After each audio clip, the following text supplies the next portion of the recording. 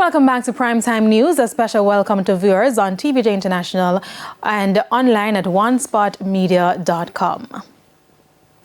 We begin this evening with the latest update on the weather system that is posing a threat to Jamaica.